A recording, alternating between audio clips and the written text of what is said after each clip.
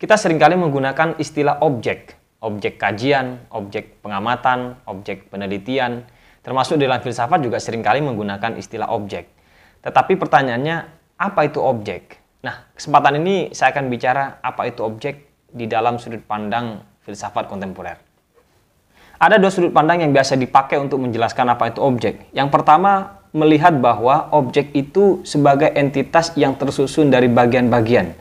Jadi misalnya ada sepeda motor, maka sepeda motor sebagai suatu objek memiliki bagian-bagian penyusunnya. Ada bannya, ada sadelnya, ada velgnya, ada remnya, dan seterusnya.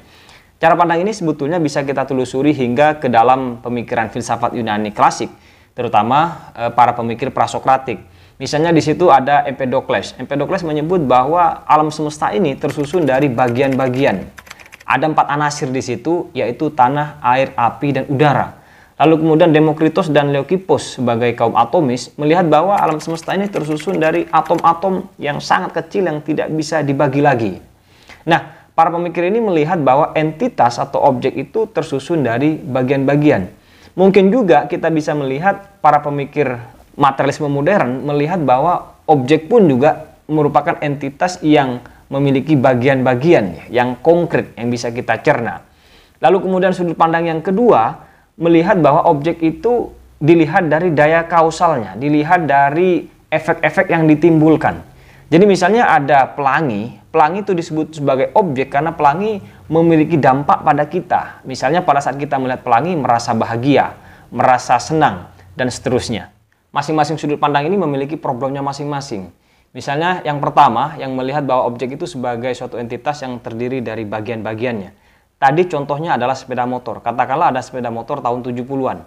Lalu sepeda motor ini kita preteli, bannya kita ganti misalnya motor Grand tahun 80-an. Lalu kemudian spionnya kita ganti dengan model spion terbaru. Dan sadelnya juga kita ganti yang terbaru. Terus berbagai varian-varian juga kita ganti.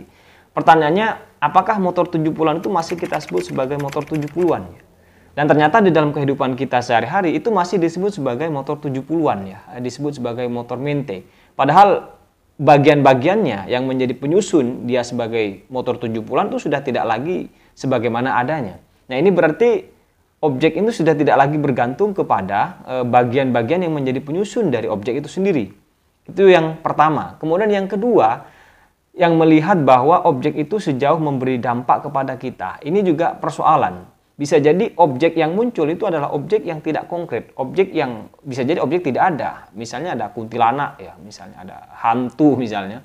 Yang itu memberi dampak kepada kita, merasa takut, ya. Kita merasa ngeri misalnya. Tetapi sebetulnya kuntilanak ini mungkin nggak ada, ya kan? Tapi dampaknya ada. Maka dengan demikian berhalusinasi nih orang yang menganggap objek itu berasal dari efek-efek yang ditimbulkan. Ini mungkin muncul dari sudut pandang idealisme versinya Berkeley ya, yang melihat bahwa segala sesuatu itu ada sejauh sesuatu itu terpersepsi, sejauh sesuatu itu memberi dampak kepada kita. Dalam filsafat kontemporer sudut pandang ini disebut dengan korelasionisme. Jadi melihat adanya sesuatu bergantung kepada subjek yang mencerna, subjek yang mempersepsi. Padahal ada banyak hal yang itu tidak kita persepsi tapi ada. Misalnya kalau kita lihat benda-benda astral, ya, benda-benda purba sebelum manusia lahir, ini kalau kita kaji di dalam paleontologi. Jadi ada benda-benda purba, ada benda-benda zaman dahulu, atau mungkin peninggalan tulang belulang dari dinosaurus yang pada zaman itu belum ada manusia, belum ada sapiens. Tapi ternyata itu ada. Tidak bergantung kepada manusia atau sapiens yang mempersepsi terhadap benda-benda itu. Nah, di sini muncul ketidakrasionalan bagi pandangan yang mengatakan bahwa objek itu hanya bergantung kepada dampak-dampak yang ditimbulkan. Lalu bagaimana objek itu atau apa objek itu? Nah, pada kesempatan ini saya ingin menghadirkan sudut pandangnya Graham Harman yang biasa dikenal dengan istilah object oriented ontology. Ini salah satu filsafat yang beraliran realisme spekulatif. Jadi satu sudut pandang yang melihat bahwa keberadaan objek itu tidak bergantung kepada elemen-elemennya, juga tidak bergantung kepada efek-efeknya, melainkan gabungan dari keduanya.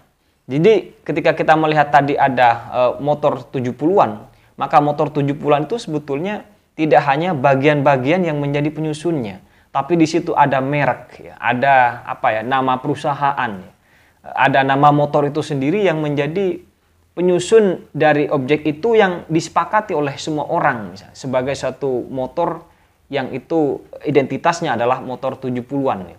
Jadi pada objek motor tadi itu terlihat bahwa sebetulnya motor tidak hanya tersusun dari bagian-bagiannya, tetapi juga dampak yang ditimbulkan atau hal-hal yang bahkan imaterial. Ya. Tidak hanya yang material tadi yang menjadikan motor itu dianggap sebagai motor 70-an dan itu adalah sebagai suatu objek. Nah, cara pandang ini sebetulnya bisa kita telusuri ke berbagai peristiwa-peristiwa yang hari ini ada. Misalnya ada peristiwa COVID-19, maka kita melihat COVID-19 bukan hanya virusnya yang berbintik-bintik itu, tetapi COVID-19 ini kompleks, dampak ekonominya, dampak bagi kesehatan, dampak bagi dunia kedokteran, dampak bagi politik dan politik global, ya.